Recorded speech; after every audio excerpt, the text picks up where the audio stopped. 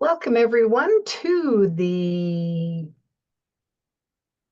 first Tuesday of the month of November. Here we are back with Pathways to Magnificence. And tonight, our topic is passion and purpose. I thought it would be kind of fun to take a look at what is it that drives us? What is it that helps us go the distance when it comes to getting what we most want in life? So the two P's, there's probably more P's that go along with that, but at the moment I found those two.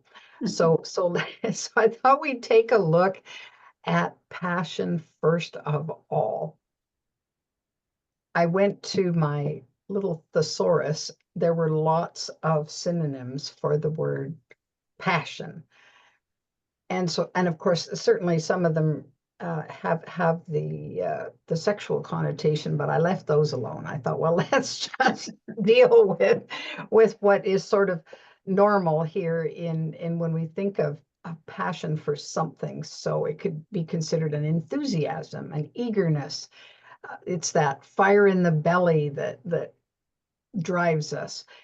Zealousness. So everybody knows the zealots who were passionate about some form of maybe religious persuasion or whatever, and they would be out there haranguing at the masses in great with great gusto because that was what they were all about. They were that passionate about it. And of course, it kind of leads to fanaticism. And I mean, we certainly can get very animated when we're passionate about something and carried to extremes. So here's the light side and the dark side of passion. I mean, carried to extremes, it can lead to fanaticism where we're absolutely determined that what we say is the right way and the only way, and everybody else needs to be converted.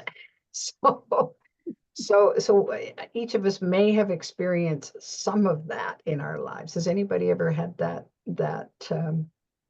haranguing when from a relative or somebody that you knew that you go, oh no, get me away from here? My dad. Oh. Yep, it was always he used to even say that, my way, it's my way or the highway. Highway or the highway, there you go. You want to say, are you related to Frank Sinatra? All right. So there's there's an energy about passion, I think, that is particularly attractive, that I think we're as we learn to communicate when we're old enough, we get fired up about. I mean, I watched the twins at 6, and they have a passion for something, and if that passion isn't honored, then okay, we got a big problem here now for the next 5 or 10 minutes or whatever until things calm down. So they can be just adamant about something, and then they do their best to convince you that, yeah, this is the best thing. So I thought we would take a little time to think about what have we been passionate about in our lives. So when you think of where you've come from, what were you passionate about when you were younger? That things that were really, really important to you, that you were very enthused about, or you were on fire about. I can think of in my 20s, I was very, once I got introduced to personal growth, I was on fire with personal growth, and I thought everybody needed to be involved in this. And I probably had friends running the other way because I was so fired up about it and said, this is the greatest thing since sliced bread. You got to get on board here. I'm sure there were some that were going, okay, she's a little bit too caught up in this now. And so I was passionate about it. I had a great deal of enthusiasm, mainly because of the benefit that I got from it. And I guess when I think of either things or services or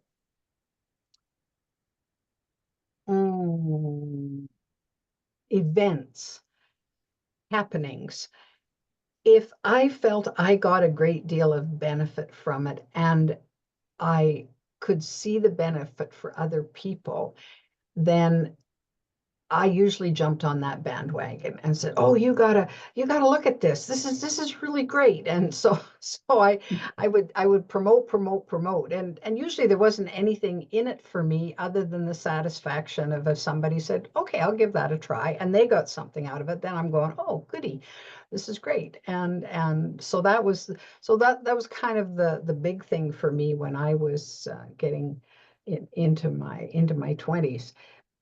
What about for you two? Any things that you've felt passionate about? I think for me, the most obvious thing, and I think it carries through, it shifts a little bit, but it's always to do with helping other people. I'm Mm-hmm. like passionate about raising money for the Jerry Lewis telethon, and those kinds of things, and Sure. and for the drama club at school, and for different things. And as I got older, that certainly the personal development, but passionate about serving youth, and then youth in care, and volunteering, and then organizing. So I it's it's very interesting that the thing that is always the same, it's always helping somebody. Sure. And I Sure. think I'm more passionate about helping myself now. I'm helping others, but what I've discovered is the more that I do my own personal growth and development, the more that it helps other people without me really doing very much for them. Right. Yeah. Gotcha. So Yeah. that it's kind of consistent, just shifting on just focus. Mm-hmm. Sure. Sure. Absolutely. And Carmen, how about for you? Um, I'd have to say, I was just thinking in my younger years, being a nonconformist was a huge passion for me, in that I never wanted to conform to other people's ideas, beliefs, things like that. I guess that's why I wasn't one to be involved with religion or anything like that, because it's just, to me, that was conforming to something, and I really, really hated the thought of that. The other thing I thought of, what was I passionate about when I was younger? Drinking. I enjoyed it a lot. Having a good time. Having a good time, yeah. Oh, yeah, and Uh, it's interesting how we go through those phases and stages, and I was certainly very interested in having a good time in my young when I was able to get out and be on my own and do my own thing and so on. Socializing mhm, was something I was quite passionate about too, yeah, and yeah. although I'm like you, Joyce, I would get involved in this cause or that cause or whatever if it appealed to me, if it was something that I felt I wanted to get behind, then I would do that and Yeah, get justice was really important to me. In justice. Yes, like Okay. yes, Yeah. I don't know, yeah, justice is more competing against injustice, or working yeah. against that. Yeah. I think was probably it. I Oh, Me too, actually. People being wrongfully accused. oh, That has always been a huge thing. It feels like to me that that's something that's gone back into other lifetimes for me. That it's so strong within me, about just people who were, I use Black people just for an example, just of how horrible it was. Like I couldn't even watch shows like Roots and things like that. Like mm, I felt it in my very being. It felt like I was that person. And I guess we are all one. So in a sense I yeah, was, exactly. but yeah, I'm the same with that one, Joyce. yeah, Um, yeah. Passionate about now, same things. Self-reflection has got to be my biggest passion. Right now. That's now, yeah. I'd say yeah. having fun is probably my biggest passion now. I didn't do all Mm. that fun stuff like you did when I was young. See, self-reflection is fun to me, though. It really is. I love that. I'm geeking out on that. Nice. Well, and I find for me that I'm still very passionate about growth. I think I'm yes, I want other people to grow and of course I have this new thrust of magnificence and bringing heaven to earth and this kind of thing. But it's more my own quest to do it for me and I think back to uh, the whole happiness idea, and I realized that I struggled as a kid and as a teenager. I wasn't a very happy person, even though I felt optimistic most of the time. I think most of my unhappiness, I didn't allow it to show, but I can't say that I was all that happy in the way that I understand happiness now. And that's part of my quest is okay, I'm pretty passionate about being happy now. I'm learning to say no to things that are not going to make me happy. Go from there. Okay, good. So self-reflection. So talk a little bit more about that, Carmen. Just looking at, because I look at whatever's happening on the outside of us. This is what my guides taught me about 15 years ago. Everything that's outside, this is all your creation. So everything that's outside of me is showing me aspects of myself. So if you have somebody new come into your life, for example, it's always interesting to me to pay attention to me, that's me, that's part of me. What is this part of me coming in to show me, teach me, whatever the case may be? The world at large is a reflection to all of us, what's going on, and the way that it's been, especially lately, so tumultuous and a lot of war, a lot of anger, a lot of fear. That's really a direct reflection of a good majority of people on this earth right now, what's actually happening inside of us. Also, conversely, it's not always about dark things, it's about light things as well. Oftentimes you can look at your best friend, for example, and look at that reflection. Usually we don't give ourselves any credit, or we don't see these things in ourselves, all these good qualities that we have, but that person's in your life to reflect those qualities to you and show you that, yeah, you are pretty amazing. You do have a lot of love inside, a lot of gentleness, a lot of laughter, all these things that a best friend might bring to the table. And so it's that balance, that yin yang of the darkness and the light. Oh, for sure. We all have it, but a lot of times we don't want to see the dark sides, of course. We don't want to look at those parts of ourselves, but No. if we don't we'll never have the full picture of who we are. We'll never know who we really are if we don't Yeah. Oh, that's exactly. include both sides. Oh, sure. I think it was Anais Nin who said, the unexamined life is not worth living. Mhm.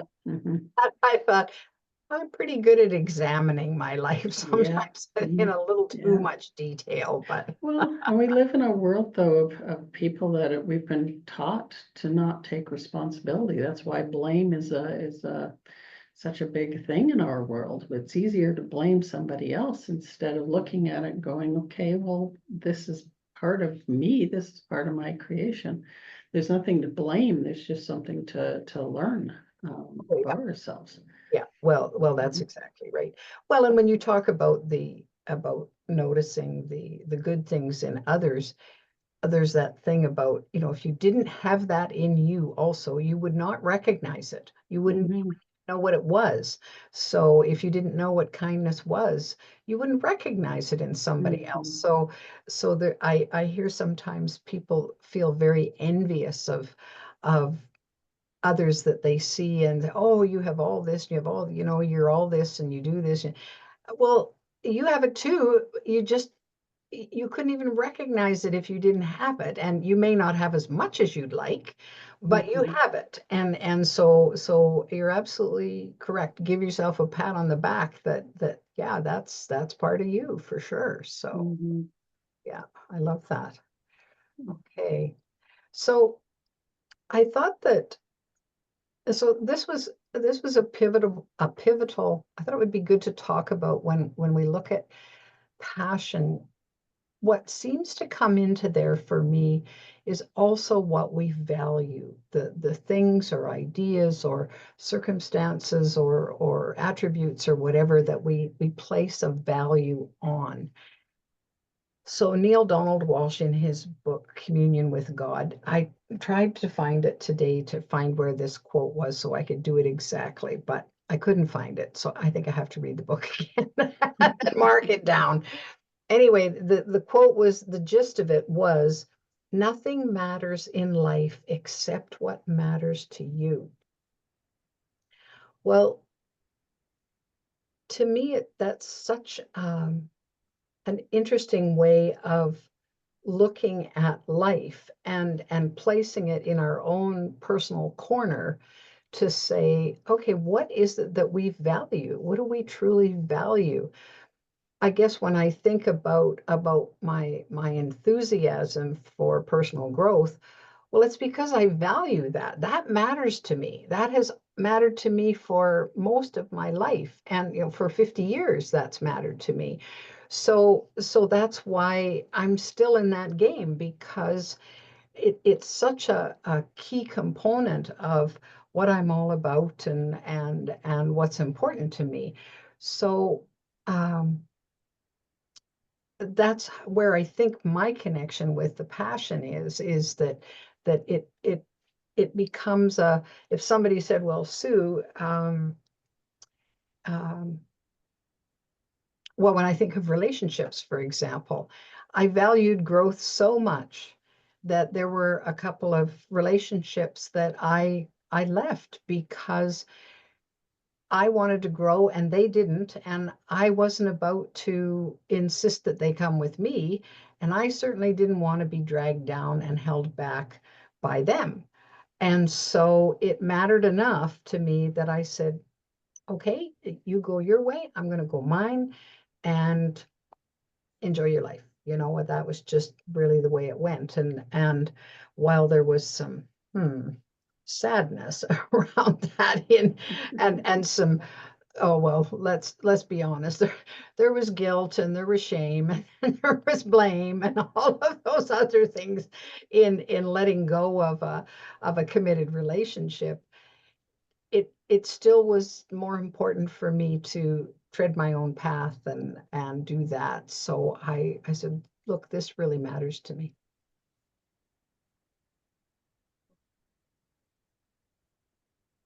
Right.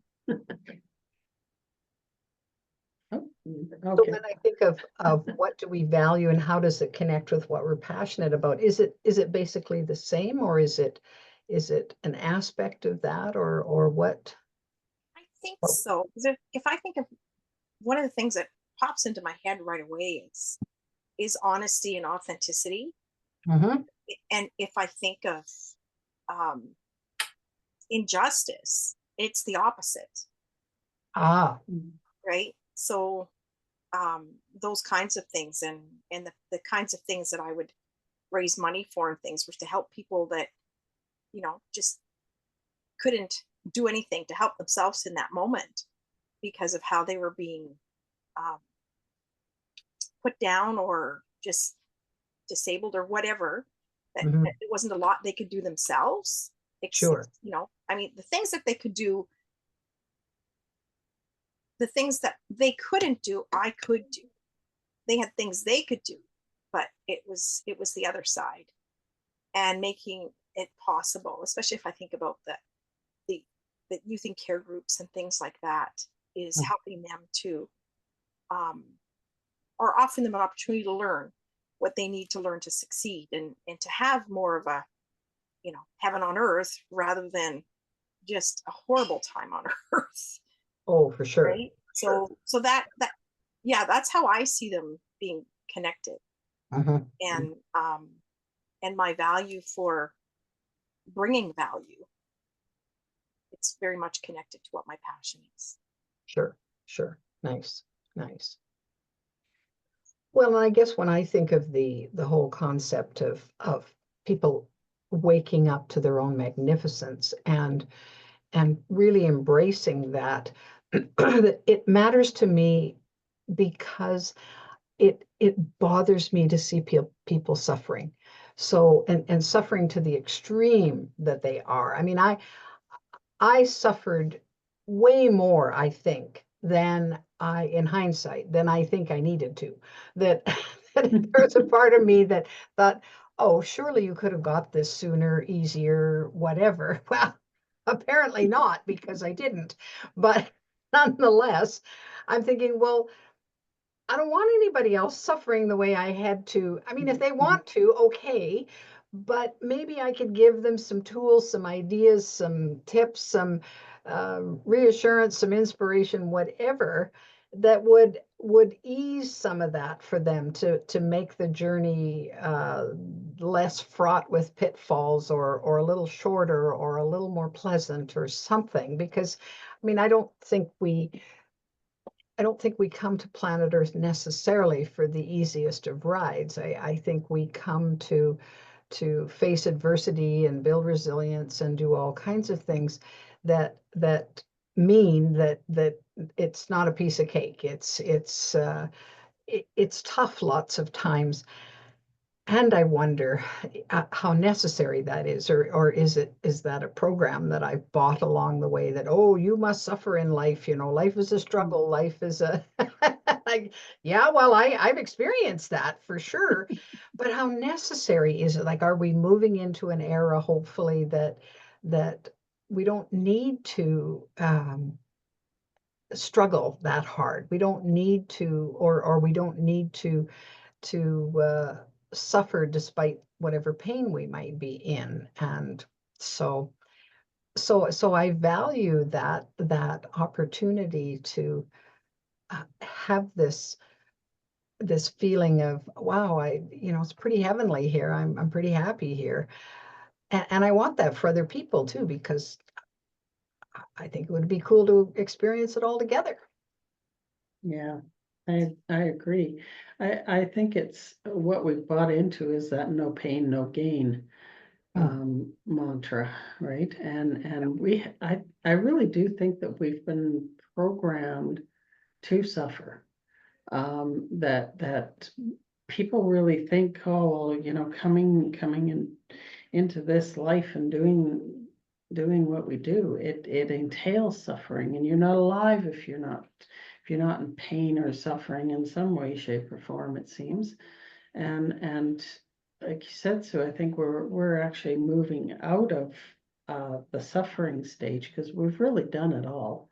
We really have, and transitioning into a more peaceful existence, which is what personally has been part of me. Like, when you say what matters in life, I remember when I was a kid, people actually my family used to actually call me, not that it worked in my family, but trying to be the peacemaker all the time, and bring people together, and I hated seeing people fighting and arguing and tearing each other apart.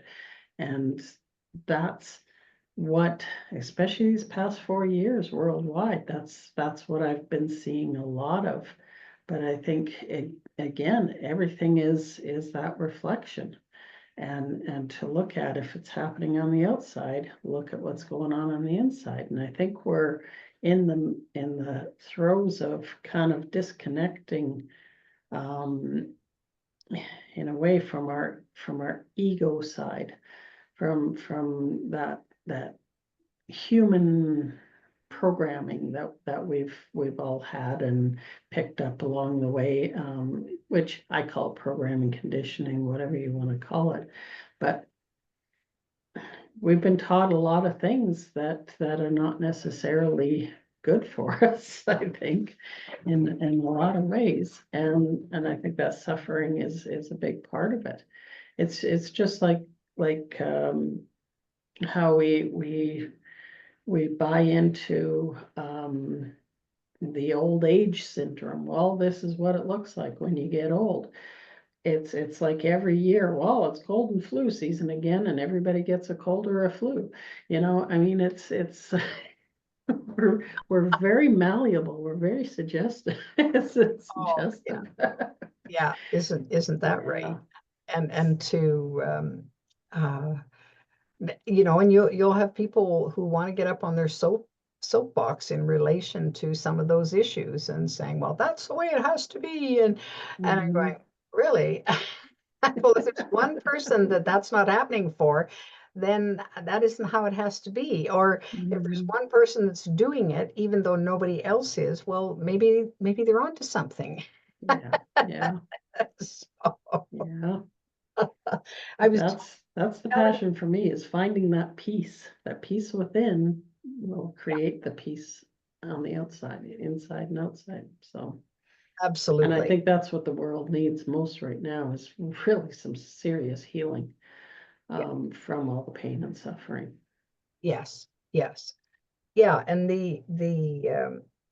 I think the opportunities are there. I was listening to Next Level Soul last night, and this woman, Carrie Kay, I think, was on, and she was talking about she'd had an interesting history when she was a small child. She was very ill. She didn't go into what was going on with her, but she said for years her mom used to keep a yearly calendar and count the number of days that she wasn't in hospital.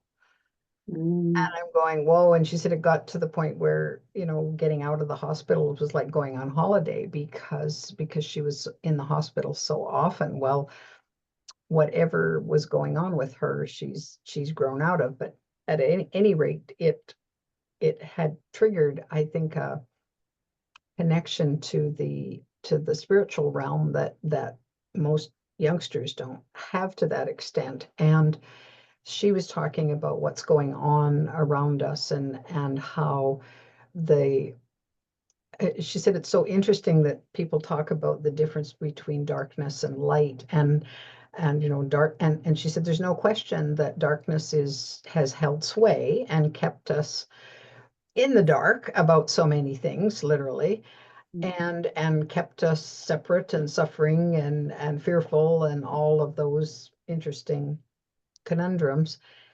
And she said but it doesn't mean, and she said, but dark's day is done. The darkness cannot hold sway because there's too much light. And she said what's so interesting is people say, oh well, there's this battle between darkness and light is going to win. And she says light never battles. Light is just light, and it doesn't need to battle. Exactly. And I thought that was a very interesting perspective. And I'm going, oh, okay, cool. But that doesn't mean it isn't going to continue to be more turbulent, because, of course, all of this tilling of the soil that we've had has brought up all kinds of whatever's been buried is coming up for healing. And it's not pleasant in lots of cases. No, but it's a necessary evil in a sense, isn't it? Yeah. Oh, well, sure. And I mean, when I stir my own pot, then I found myself on the weekend here. I'm wanting to be a really good nana to my twins, and those two pushed my buttons on the weekend. Saturday night, Carmen, after you and I had tea, Saturday afternoon. Oh, they were just misbehaving something awful. And of course, so it pushed my my helpless button and my because I didn't know how to deal with it. I mean, I know how my mother would have dealt with it. Out would have come the wooden spoon, and those Yeah. girls would have been whipped into shape in a hurry. And of course, that's not happening, and so nor could I ever do it. But whoa, so then I'm all upset and not knowing how to deal with this and what to do with it, and then I'm embarrassed that they're not behaving for me, and what's my daughter-in-law going to think, that I can't even control these kids. And so I came away sort of muttering to myself. But I was proud of myself because I did express my anger while I was there. And when one of the twins approached me with a request, and I just flatly said, Nana's really angry right now, and I need a few minutes here. And so you're just going to have to wait. And you could tell she was taking it in because this is a little bit unusual for me to it's not too often I lose my cool, but I did. And I wasn't proud of losing it. And yet I thought, well, I expressed myself honestly. That was exactly what I was feeling. And I allowed myself to feel it for as long as I needed to feel it, and then it was gone. And then it dissipated. And um, it didn't clear up any of the confusion of what could I have done differently. I'm still scratching my head over that one. But anyway, I discovered that I'm pretty passionate about some of my desire to do better. And so and sometimes I'm thwarted, and then I'm not real happy with the whole thing. So anyway, it was I was just thinking, I don't know if I saw that. I think I've seen that on TV. Just in comedy skits and stuff where a parent will start acting just like the kid is acting, and then the kids stop and they're like, what the hell are you doing? well, that's right. I know you're supposed to act. This is it. Yep, it's well, and what was interesting in watching how they pick up on things, there was one point where my daughter-in-law was very frustrated with what was going on. She'd had a lot coming at her from these two, and sometimes they're relentless when they want things, and they want them immediately, if not sooner, and they like to have their little temper tantrums. And she just, in a loud enough voice that they could hear, she said, I'm really frazzled right now, and I need 5 minutes. I need a little time out here. Well, those girls absolutely quit what they were doing, and they went into the kitchen, totally contrary to what mommy said she needed, and they both grabbed onto her legs and gave her big hugs. Well, of course.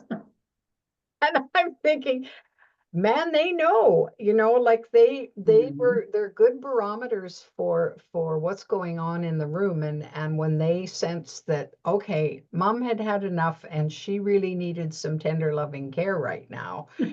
And then they went to her and gave her that, and then they settled down. And so it was a fascinating demonstration to me of how that whole thing uh, plays out in our quest to just be more self-realized, or having we're passionate about peace in the home, and trying to achieve that can be a little bit challenging. Well, I'm gonna let my little kid in, because otherwise there won't be any peace in the land on this side of things.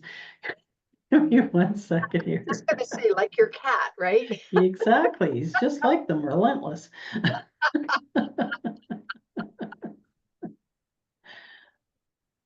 All right, so I got thinking about the whole idea of combining passion with purpose. And remember, in the days, in bygone days, corporations used to do, if they were going to be doing a team development activity, it would be, okay, what's our vision? What's our mission? What are our values? How are we going to put into place what it is that we most desire to have? And I always found it a fascinating exercise to help teams and companies through that process, because it really disclosed what was important to them. So there was a lot of emphasis on the values that they wanted to live by in order to, and it was so often that their mission was not about making more money. It was about providing a high quality service, or improving something in people's lives, or whatever. Well, I think each of us has a purpose, and I think when corporate Canada kind of, and corporate America for that matter, um, started moving into this arena, it all seemed to be pretty much money driven. That it was all about, okay, what can we do with our mission, and create this vision, and then achieve the mission in order to boost the profits and do whatever. But when I thought about purpose, I'm thinking it doesn't necessarily need to have anything to do with earning an income. There are lots of individuals and groups and organizations out there who are not doing what they do for money. They're doing it because of the desire to help.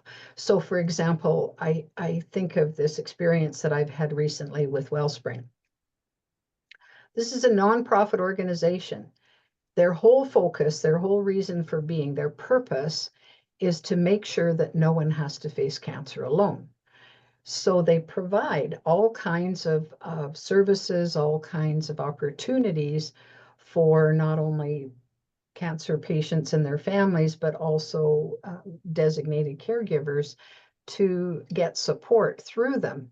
So they have um, a mighty mission and a mighty purpose. That is there money involved? Well, yes, because it takes money to, they needed money to build the buildings, and they needed money to run the programs, and all of that sort of thing. But it's not a profitable venture. It's okay, the more money we bring in through donations, the more we can put that back into the services that we feel are most important. So when I thought about purpose, so this was the other quote from Walsh's book.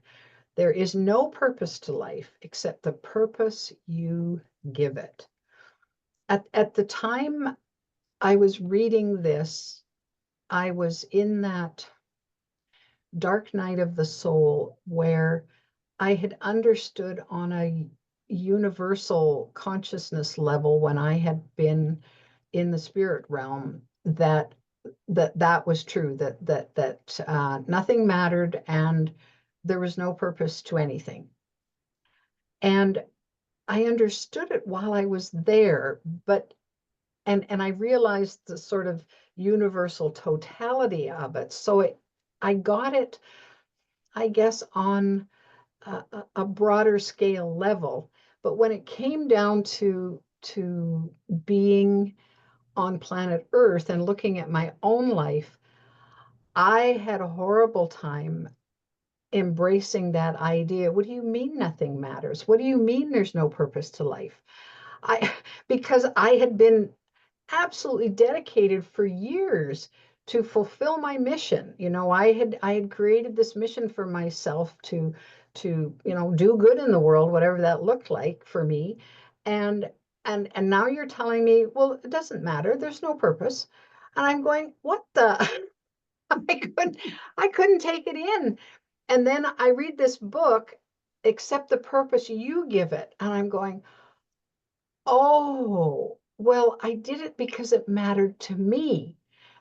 The purpose was my purpose. It didn't have to be anybody else's purpose. It wasn't for the universe. It was for me. and it was the meaning that I gave it. And I'm, oh, well, then I started to relax. I mean, I was in turmoil for a few years because I couldn't get it. And I thought, what? Why did I bother? Why didn't I just go drink beer and go out with my friends on Friday night and say, who cares? You know, you're gonna die one day. Just eat, drink, and be merry and carry on. We could have had some fun. Could have Just had saying. some fun, you know. There, one of my regrets is I was a little too good when I was growing up. I did not act out, so I guess maybe I'm going to act out now. Much more fun to act out. Yeah, exactly. We have better balance with it. Well, As long as yeah. you have enough money to bail yourself out soon. Not to go that far. I suspect acting out for me is going to be pretty modest looking in comparison to what most people might think of.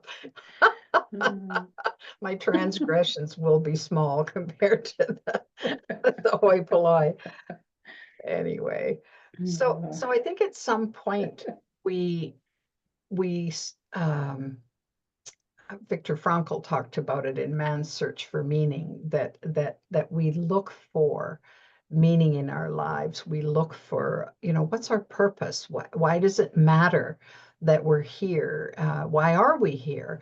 All of those existential questions that seem deep, and yet they have, I think, a very practical component to them. And I remember, oh golly, I think I was still living in the townhouse in Millwoods, and that voice of spirit whispered to me, because I was still muddled about, well, what's my passion, and where am I going, and what am I going to do, and all of these sorts of things.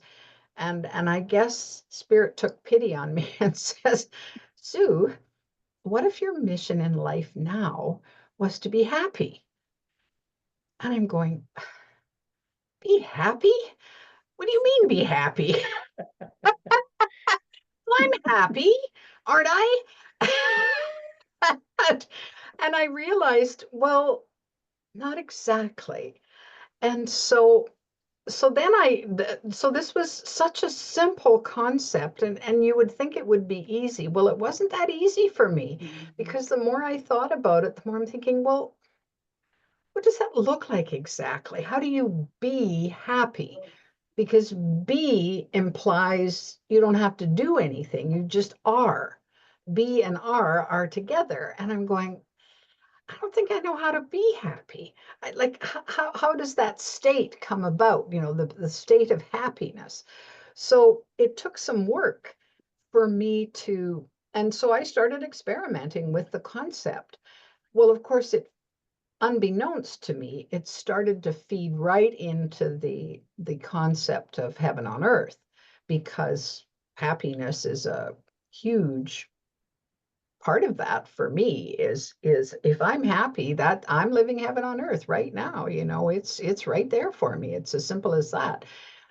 But I didn't know how to be it, and so for a while I would do things that I thought would make me happy. So I put on my Staples Easy button, I put a little be happy on it. And so then I'd think of, okay, what would make me happy right now?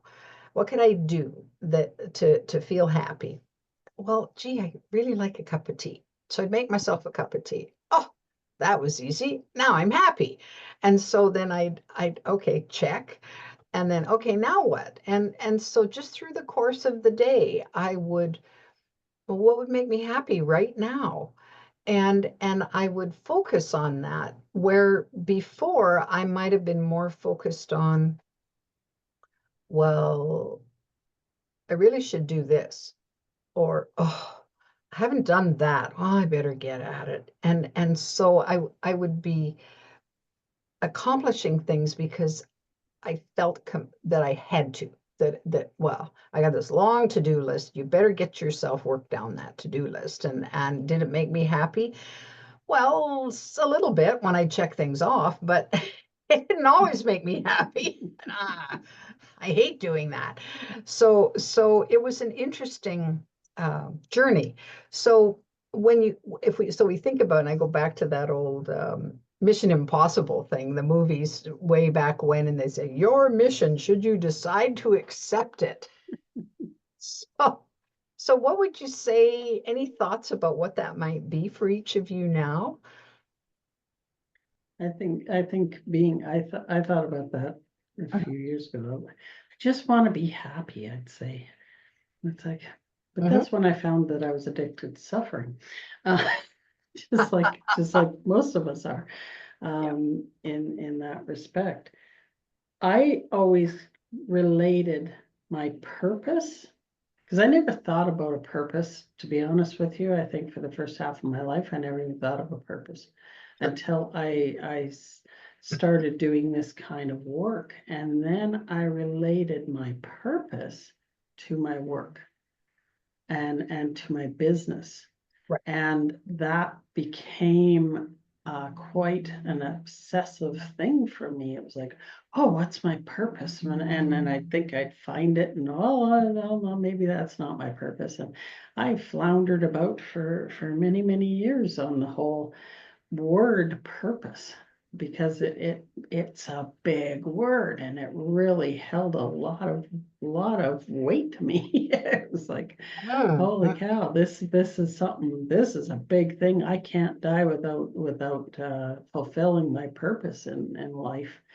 And it wasn't until last year when with my heart and everything, that that's where the you talk about the easy button. I hit the panic button, because it was that panic about, oh my God, well, I haven't fulfilled my purpose yet. I can't die. I haven't done what I came here to do. Damn it. And how come, and I really beat myself up over that, like big time beat myself up. really? And it wasn't until it was actually one of my guides came through, and it was my purpose, because everything about me is all about the reflection, and has been for quite some time. And it was to reflect myself, my true self, not the human, that 10% human side. It was to reflect my true self as love. That's the being that I am, because we have the human and then we have the being. Sure. And we think that the human, it makes up 90% of us, and the being makes up to only 10%, but it's the opposite way around, right? And I think we operate more from the human side of things, and thinking that that's all encompassing, but it's not. It's all about recognizing and reflecting who we really are, which is that incredible love that I've been just absolutely blessed to feel. You have too, Sue. And possibly you have too, Joyce, that amazing, it's not like human love stuff we have here. So it was more to reflect myself as love, as joy, as peace. And it was all of these things. And that was it really did come as basically your mission, should you choose to accept it. It was very much, well, it's your choice. This is and like you said, to be happy, it's like, well, just to be yourself, just to be loved, to be joyful, to enjoy your life. Most of us don't really know how to do that, at least not very well, and not consistently. you know And haven't we been trained to, uh, well, you can't, oh, as an example, when I discovered, after I first started taking writing classes, when I discovered how much fun it was, I quit doing it. Mm, And I'm going, what Well, because you're not allowed to have that much fun doing something. Yeah. You're that was a program that was deeply Yeah. ingrained in me. Oh, if you're having that much fun doing that, it must be wrong. And Mm, so, and I'm doing creative writing. Well, and then my dad's voice comes in, well, can you make any money at that? yeah. And so the conditioning that we go through, I think really aborts our taking purpose for the the beautiful thing that it really is, and the simple thing that it really is. It isn't complicated. I mean, if your purpose in life was to make the best chocolate chip cookies that anybody has ever tasted, that's a mighty purpose as far as I'm Well, concerned. Wes and my brother do think I make the best chocolate chip cookies. There you go. So who's to say that I mean, that contributes to the well-being of everybody around. And so, but we make it such a complex, oh, well, as it, and also as if we only have one purpose in our lives. And Mhm. do you think that's true, that there's only, one mighty purpose? Not Um, exactly. What's that, Joyce? what's that? Not exactly. In a sense,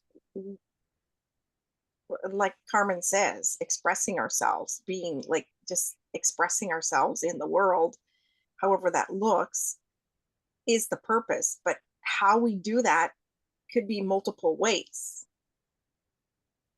Oh, yeah. Yeah. Mhm. And as we shift over time, I mean, different things have mattered to me as I've gone through time. It mattered to me to be a good mom. So I spent a whole bunch of years trying to figure that out. And hopefully I was somewhat successful. So, now I'm working on being a good nana. I'm somewhat successful. Right back again. Sorry. Carmen and the cat. Magic is the cat's name. So I'm curious so this is the last slide I have, Joyce. So I'm curious what can stop us from living our purpose. We can. We stop ourselves more than anything, I think. Right. Because of, Well, fear, yeah. fear My, instead of love. my Yeah. purpose is to let the cat in and out of the damn room 15 times every time I'm on a Zoom call. Sorry, ladies. It's a mighty purpose, Carmen. We're just talking about what stops us from living our purpose. So the first one that comes up is fear, and maybe that encompasses Mm, all of it. That there's shades of I guess if we looked at any reason or excuse or condition that held us back from living our purpose, there'd probably be an element of fear in there somewhere. yeah. I was just thinking 50 shades of fear instead of 50 shades of gray. But when you look at the dream book that Betty Bethards wrote that she channeled, the color gray is represented as fear. Mm. Oh, And interesting. so it's funny that that just popped into my head, that 50 shades of gray and fear. But yeah, Yeah, I haven't think used you're that. absolutely right. It's fear really is, I think, the almighty stopper. Yeah, exactly. Yeah. Sure. And I guess when I think of examples, the fear of, well, what will people say if I do that? Or what will they say if I don't do what they want me to do? And that's always been a big one for me as a veteran people pleaser of instead of pleasing myself and saying, well, who am I now? And what's important to me now? And and gradually I find myself letting that go there, that I'm not as likely, I react at times and then I catch myself. Whereas before I would just react and then be upset about it. Well, now I catch myself a little sooner and say, oh, wait a minute. No, no, no, no, no, no, no, no, no. Put that other tape in. Don't let that one play. I got one tape in. Pull that out of there. Put the other one in. That tape gets shorter and shorter, thankfully. And that's the hope, isn't it? That we catch ourselves and have these examples of, oh, gee, and I find that it's like the pendulum swinging, right? The pendulum, when we really want to stop doing something, then we go the opposite and it goes really far away. And then we forget, and then we go really far back the other way. Well, then to me, the goal is to get it so that, okay, I don't go too far either way, and there's some kind of equilibrium in the middle there that I could go that way, and oh no, let's play this way for a while, and because I always used to go the other way. So yeah, so interesting. I was just thinking, I think what can stop us from living our purpose, judgment. Yeah. Especially in today's with social media and stuff, but like I know I've been afraid to post things for fear of that judgment from, because people just say whatever the hell they want nowadays online. But then I thought, when I first started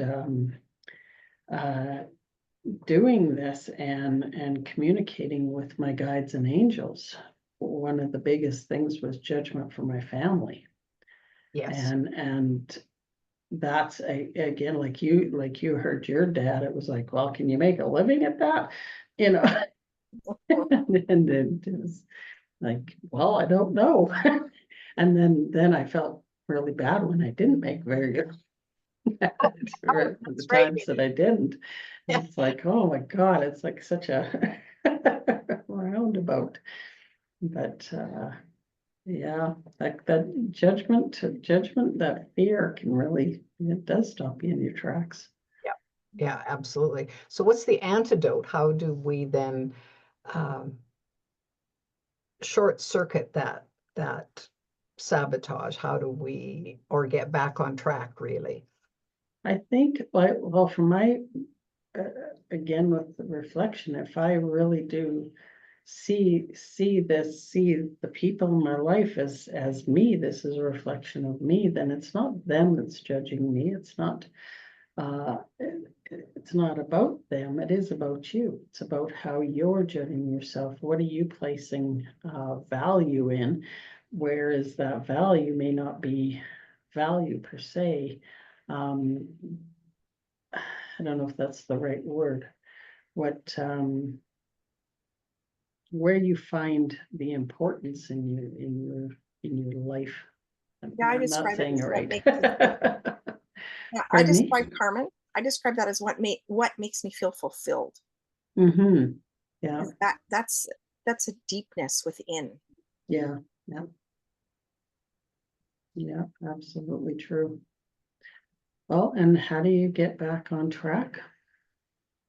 Love. I think coming back for me, coming back to myself and reminding myself who I really am. I think that helps sometimes. Yeah, for sure. Well, and I find that as I spend more consistent time in connecting with source through meditation, through whatever particular vehicle I'm using, then it reminds me that I'm not just a puny human, that's just a story, that I'm way more than that, and I'm not separate either, because that separation, I think, is what's so scary, that oh, I'm all alone in the world.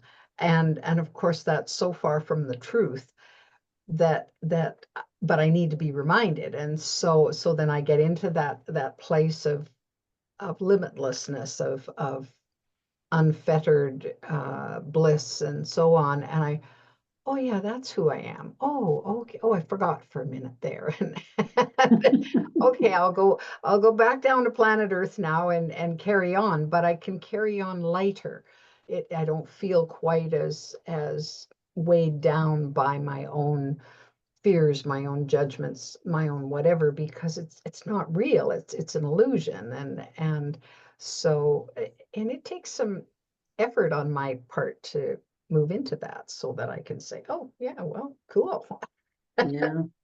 I think when they coined the phrase separation anxiety, um, oh, uh, when they coined the phrase separation anxiety, I think they were talking more about people who separate and divorce or things like that. But yeah, when you think about it, that's separation anxiety. What I went through was separating from yourself, from who you think you are, that human side of you, and from those you love, from the people that you care about. I think that's part of the death process. Is I think that's the true meaning of the word separation anxiety. Oh, sure. If you lose someone, Yeah, yeah, so yeah. absolutely. Well, and I think for me, it wasn't until I had that opportunity to come face to face that we are eternal beings, and Mhm. that knowingness that, oh well, we are eternal, so even when our this these bodies that we inhabit go back to dust, we live on. Mhm. And so the opportunity, and of course there's so many opportunities these days to connect with those who have gone beyond, Yeah. um, through spirit guides and through channeling and all of that sort of thing, that I'm just so grateful that I can now continue to have a relationship with my dearly departed, Mhm. and not feel alone, like well, they're still with me, they didn't go anywhere. I Yeah. just don't physically see them in the same context as if, even like you and I are doing here on Zoom right now. Mhm. But they're there, and I have them for comfort and for guidance and to have a laugh with when I want to, and I don't often do a lot of things with them, but every now and again we gather around, and I say, okay, I want to do this on planet Earth, so come on, let's go do this together, and Yeah. and then we'll go do something, whether it's love bombs all over the world Yeah. or flower power or whatever, and it gives me a huge amount of delight to feel that I've done that, and they can be part of that, and we can be joyful about it, and Mhm. yeah, yeah. Mm. Hmm. Yeah, so that was the idea that I wanted to connect with people tonight, was about um, looking at passion and looking at purpose, because I think in the cold light of day, when things get tough, when we go, why am I doing this again? For example, when I'm struggling with technology and wanting to accomplish something and it's not working, and okay, why am I doing this again? Why am I bothering? Mhm. I come right back into, well, because it matters to me, because I have a passion for seeing this through, because I want to feel as if I've made a difference. Yeah. I don't want to depart this earthly plane thinking that it didn't mean anything that I was here. And like, I came for a reason, and so I want to make sure that reason is looked after. So and Yeah. if the main reason was for me to be happy, well, then let's get on with it. Well, that's the thing. I mean, we think it should be the easiest thing in the world to do, and yet it seems to be one of the hardest. And I think it's because of all the conditioning that things can't be that easy. And if things are that easy, well, then the other shoe's gonna drop sooner or later. You better beware, you know? Oh, yeah. Like, Well, that's right. Because if something good happens, then you're right. We've been programmed to think, well, then something bad is going to follow. You mhm. know, and that old wives thing about, I don't know why we were so hard on old wives, but anyway, that whole thing about Good um point. yeah, good point. Like why these old wives' tales? Come on now. About the old guys' tales. Yeah. I'm saying, well, things happen in threes. So well, this bad thing happened and this bad thing happened. Oh, just wait for it, you know. Oh, and then when the third bad thing happens, you go, "Phew, okay, we're through that Yeah. now. Well, But we're not so superstitious at all. oh no. I mean, the stories that we tell ourselves about some of this stuff is just it amazes me, honestly. And Well, I think it's a no thought process, isn't it? Like we've bought into the idea, we believe it wholeheartedly, and we don't even think about Mhm.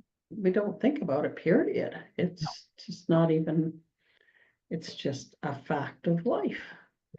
yeah. And that's the thing, if we actually were, it'd be really cool if somebody could print me out a list of all the beliefs that I've had in my lifetime, because I don't think it's possible to even know how all of them. And, you know, it's because Yeah. there's so many of them that Wow. we, you know, There really are. And I it's I wonder crazy. too if I suspect if a person were to start documenting all the beliefs that don't serve, they probably would lump into categories. Well, Mhm. this is this category of beliefs, and this is this category of beliefs. Well, then how lovely it would be to just take them all in a big basket and Mhm. say, wave the proverbial magic wand and say, okay, we're done with that now. That serves no earthly purpose anymore, and we're going to let that go. Yeah, And yeah. so I remember seeing a very short video clip with Joe Dispenza being interviewed, and he was talking about happy, and somebody said to him, well, how come you're so happy all the time? And he said, because I've been practicing. Yeah. I said, oh wow, life's so terrible. How can you even, aren't you paying attention? And he says, oh, I'm aware, I'm awake, I'm relaxed. He says, I used to be like you. Mhm. I didn't like it. So I quit. Oh, yeah, that's exactly it. It's you literally becoming a different person Yeah. from what we are, and reminding ourselves every day, many times a day often, of different things, so that we make those small little shifts eventually add up to a big shift where you notice, hey, I'm not the same person I used to be. Well, sure. I'm not that miserable SOB that I used to be once. That's right. Well, and in my own little experiment, when I started doing happy, okay, what would make me happy? What do I think would make me happy? And so I do these little things, and they weren't big things. Some of them were just, it's not like I went shopping or anything either. I'd look out and I'd see the sunset. Well, that made me happy to look out my Mhm. big picture window and see the sunset, and oh, and so then I check, okay, that made me happy. Well, I did this consistently for about 3 days. It was so interesting. On the fourth morning, I woke up happy for no reason. Like I hadn't even got out of bed yet. I just woke Mhm. up and there was this ebullient sense of happy just bubbling up, and I'm going, oh wow, I love this. Well, Yeah. it carried on for the whole day, and I'm going, whoa, this, And how long did you say? 4 days? yeah, it was about, Yeah. yeah, three Well, days. and that's the other myth that we've bought into is that, oh, anything that you're doing, especially working on yourself, any kind of personal growth and stuff. Oh, this is going to take a long time, probably your lifetime, and it's going to be really hard, and be prepared because, oh boy, you're not going to like where you're going to go. And all of these things are things that have stopped people in their tracks from really, I think, following through on that personal growth path. Yep. Because it's like there's literally been fear put into people around it, that this is going to be scary, you're not going to like it, you're going to find the dark parts of yourself that you're not going to like, kind of thing. And it was the same when I mean, as you know, I was once an alcoholic. I used to smoke a lot, and Yep. I quit both on the same day. I quit both cold turkey. Wow. And it was the first 4 days that were the hardest. After that, it got so easy. Wow. And yet people are convinced, oh, this is a lifetime thing. You're going to struggle with this for the rest of your life. And I have never, ever looked back from this. It never Wow. bothered me. Yeah. Neither one of them never, ever had the desire to do either one ever again. Mm-hmm. Mm-hmm. But it was just those first 4 days where literally the physical addiction had to come Yes. out. Sure. Of course. But Yeah. it was the same thing, 4 days, 4 days. It didn't take forever. It wasn't the most horrific thing. In fact, it was the most empowering thing that Yeah. I'd never felt what it was like to feel empowered until I got over that 4 day hump. I remember that on the 5th day and actually thinking, wow, Yeah. I actually feel like I can do anything now. Like, it was an amazing feeling, Wow. Wow. but I think that's where you were saying before, that's one of the ways we limit ourselves Yeah. greatly, is by buying into what we've been told, that, oh, this is going to be a sludge, this is a slog, this is going to be hard, this is going to be really, it's going to take you forever to do this, and yada yada yada. But Oh, yeah. you think, no, it's not. It's I can be happy right now. I Mm-hmm. just have to choose to look out my window and really love the sun, look at the sunset, and look at nature, look at the things around me that I have. It's not hard to do. No. Oh, no. Well, that's right. And so it is a choice.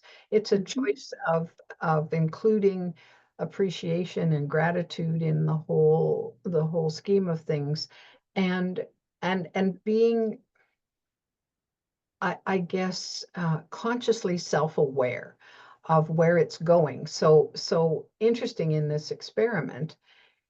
On the 5th day, I woke up so grumpy, I couldn't believe it. I was just miserable. And I'm going, well, where did my happy go? I was so happy yesterday. What's this all about?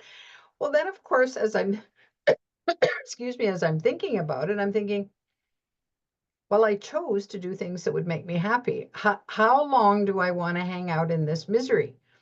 Mhm. Well, I could hang out all day. Oh my God, that feels like a long time.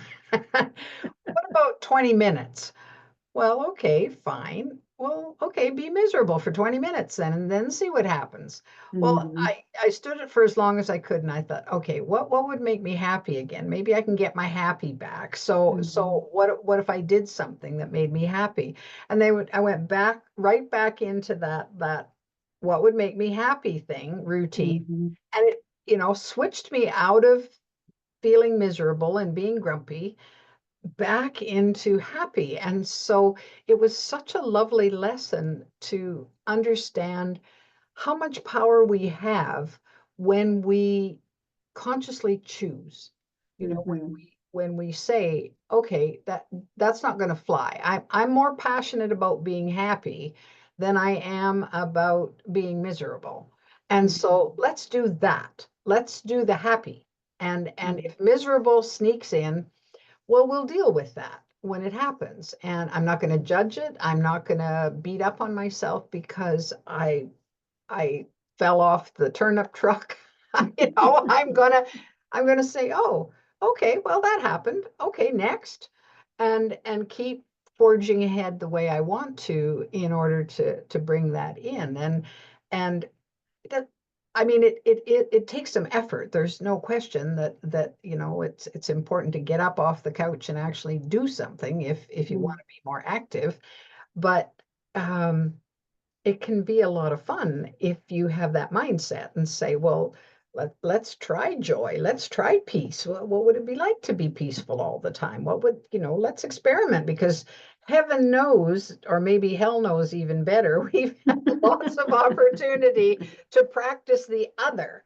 And Yes. so it's like a new skill set that we're replacing this old tool set that just does not work. It was more a weapon than a tool, and it kept us down. And now what are the tools that I need to sharpen and make work for me and say, okay, how do these work now? And away we go. So Yeah. Well, I think you nailed it. Self-awareness. yeah. Yeah. Yeah, and I'm pretty passionate about self-awareness. I want to know what makes me tick. I want to Yeah. know why I do things the way I do them, because some of the ways I do them, I'm not that happy with. And so, well, how can I undo that, or how can I do it differently so that I do have more heaven in my life and get out of that pit of hell that seems to beckon all too often still. Yeah. Yeah. Yes. All right, everybody. Well, we've done another Pathways to Magnificence session. The next session is coming up here on, oops, Tuesday, December the 3rd will be our next workshop. I have not considered a topic just yet for that, but I will, and it'll be posted on the Magnificence Lab. So you're welcome to weigh in and join us and see what happens next. If, as an aside, if you have a burning desire to share the stories of what life is teaching you and you want to connect with and inspire others, then I want to invite you to check out becoming a member of the Magnificence Lab. This is a virtual community. We have like-minded messengers with a desire to make a difference in the world. So we meet weekly on Zoom, Tuesday afternoons at this moment in time. There's an application on magnificencelab.org/invite. So feel free to do that. Check that out. And if you have questions, I think you probably know where to find me. So, thank you, Carmen, for weighing in, and thanks to Joyce, who needed to leave a little bit earlier, for a lively discussion on this topic. And we'll take the next step in magnificence and heaven on earth in December. Thank you, Sue. Thank you. Awesome. Carmen, I'm going to stop the share, and I'm going to stop record here.